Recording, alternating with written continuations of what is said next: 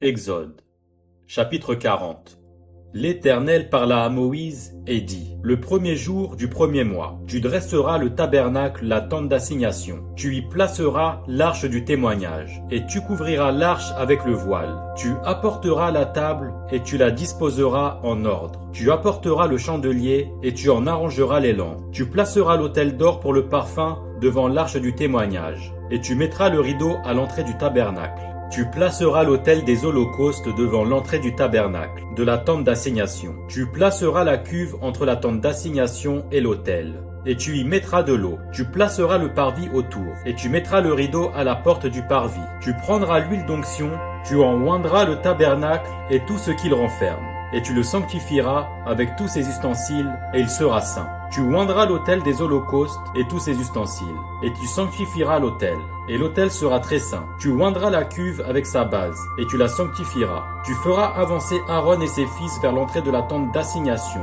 et tu les laveras avec de l'eau. Tu revêtiras Aaron des vêtements sacrés. Tu le oindras, et tu le sanctifieras pour qu'il soit à mon service dans le sacerdoce. Tu feras approcher ses fils. Tu les revêtiras des tuniques, et tu les oindras comme tu auras oint leur père, pour qu'ils soient à mon service dans le sacerdoce.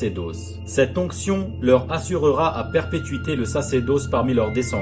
Moïse fit tout ce que l'Éternel lui avait ordonné. Il fit ainsi. Le premier jour du premier mois de la seconde année, le tabernacle fut dressé. Moïse dressa le tabernacle, il en posa les bases, plaça les planches et les barres, et éleva les colonnes.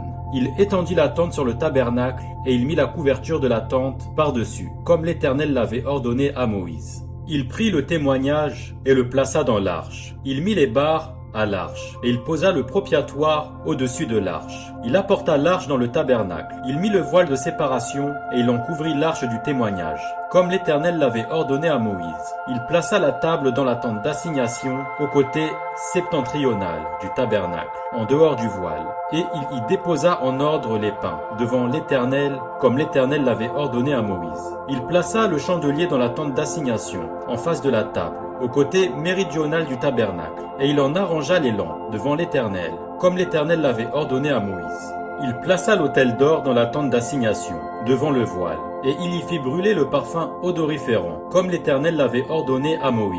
Il plaça le rideau à l'entrée du tabernacle. Il plaça l'autel des holocaustes à l'entrée du tabernacle, de la tente d'assignation, et il y offrit l'holocauste et l'offrande, comme l'Éternel l'avait ordonné à Moïse. Il plaça la cuve entre la tente d'assignation et l'autel, et il y mit de l'eau pour les ablutions. Moïse, Aaron et ses fils s'y lavèrent les mains et les pieds, lorsqu'ils entrèrent dans la tente d'assignation et qu'ils s'approchèrent de l'autel.